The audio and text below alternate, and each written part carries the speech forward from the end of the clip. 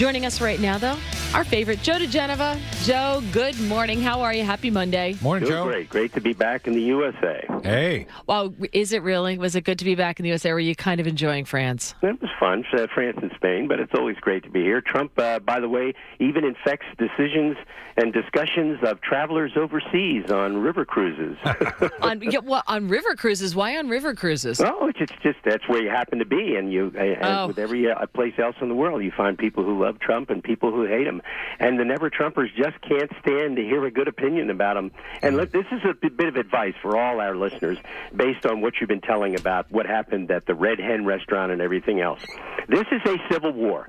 You either stand up to these people or you're going to lose the fight, just like we lost the fight for American public education, who has now destroyed the public school system and are creating left-wing nuts because we gave up the fight to defend the academy of the United States public education system. If somebody doesn't like Trump and they're in your face, you get right back at them in their face, because if you don't, you're going to lose the fight. Yep.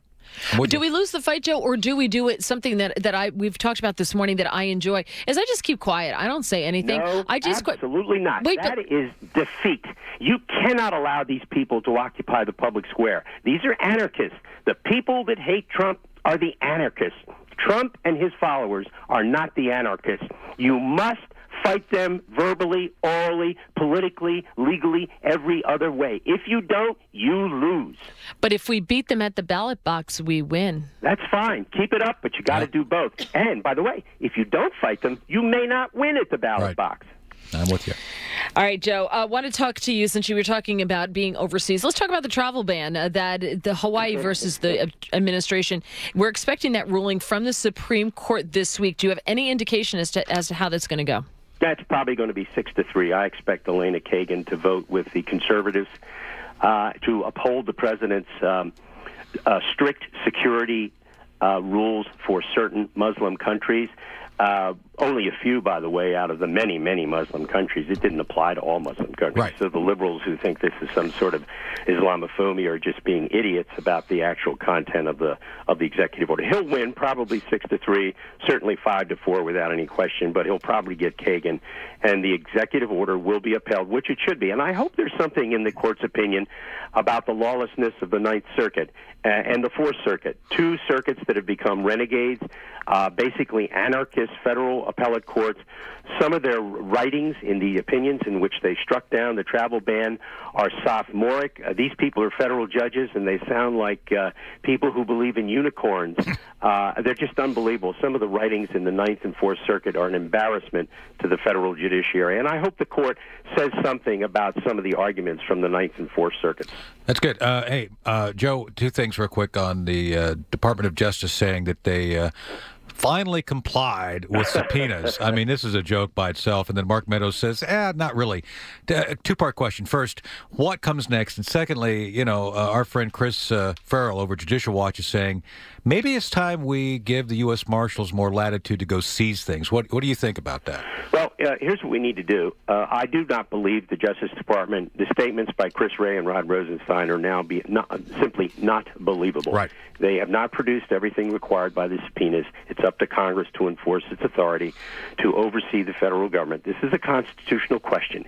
It's not a legislative question about the value of a subpoena. It is the power of the Congress to oversee the executive branch. Chris Wray and Rod Rosenstein are thumbing their nose at the House committees. It is disgraceful. I understand the president can't fire either one of them right now, but Chris Wray is turning out to be one of the most embarrassing FBI directors in history. He cannot stand the public forum.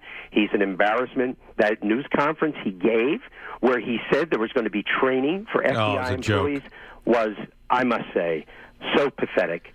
I watched it overseas, and my heart sunk. Yeah, it's amazing to say there's no political bias, but we're going to train people who don't have political bias. I mean, what? Come on. Yep.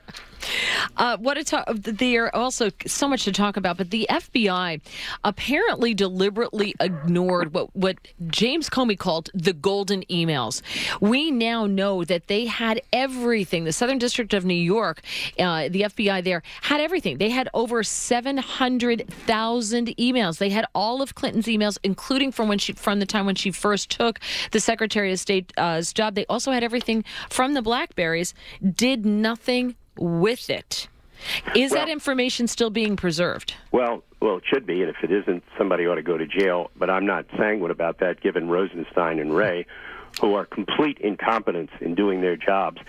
There's no doubt that the FBI was part of a brazen plot to exonerate Hillary Clinton so that she could be elected president, and then illegally exonerate her, and then if she lost, to frame Donald Trump. Every scintilla of evidence that exists today shows that theory is absolutely correct, and while the Washington Post and the New York Times may think that is a conspiracy theory, sometimes conspiracies exist, and they did within the senior Justice Department FBI of the Obama administration.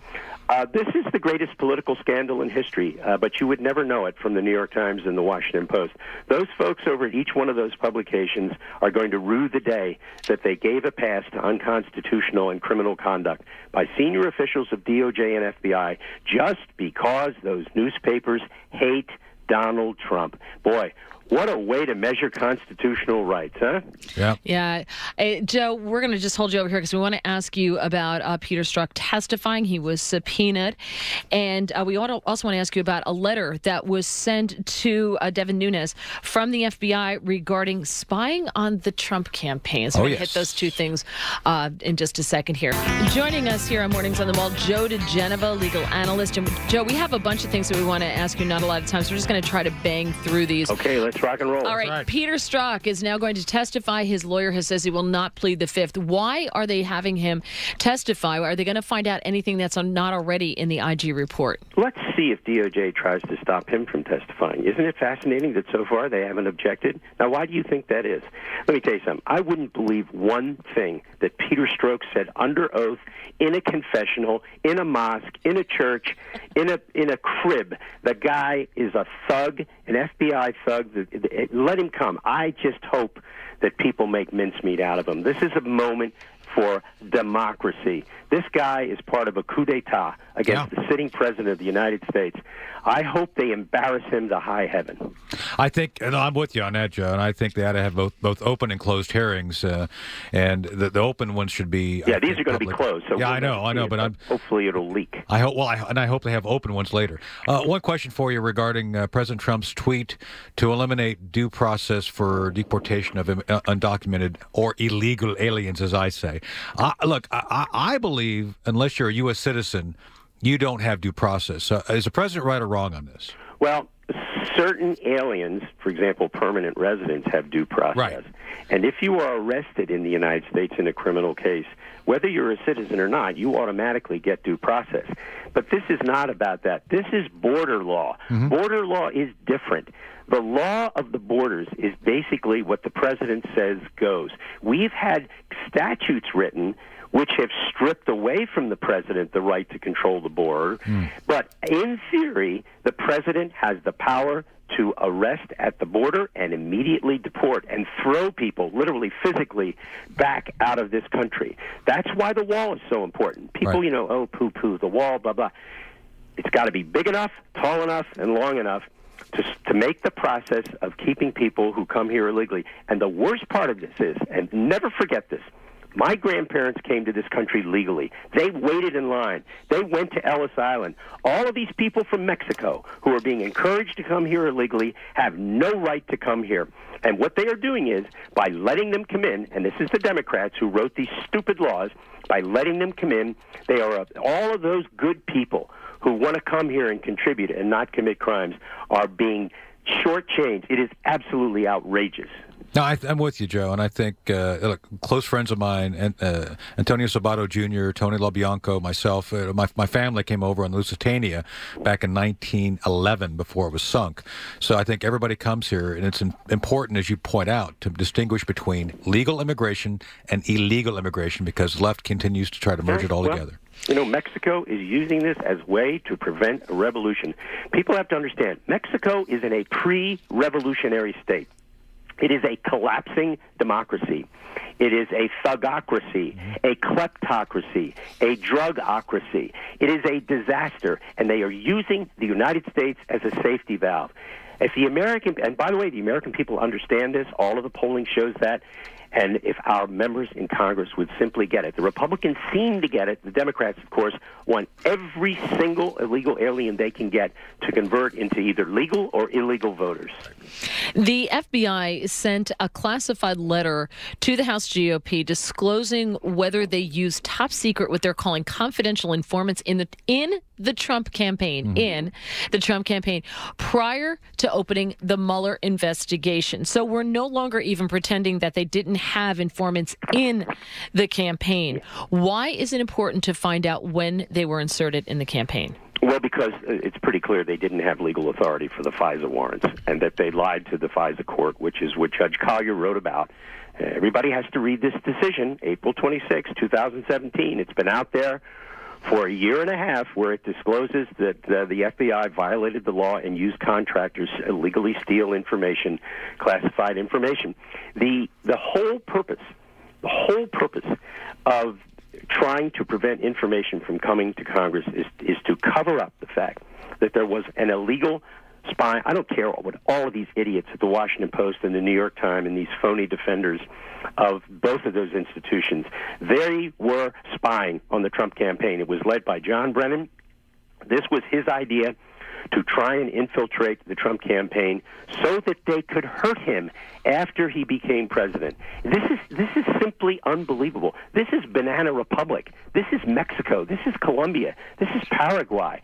And nobody in the mainstream media cares about it. That's why it's so important that what the House committees are doing gets done correctly. And with the exception of Chuck Grassley in the Senate, shame on the Republicans in the Senate. Right. What an embarrassing performance. Very quickly, Joe, why doesn't the president just go downstairs and demand that they turn everything over and I'd end say this? that's a pretty damn good question. Yeah. I don't know, except for this.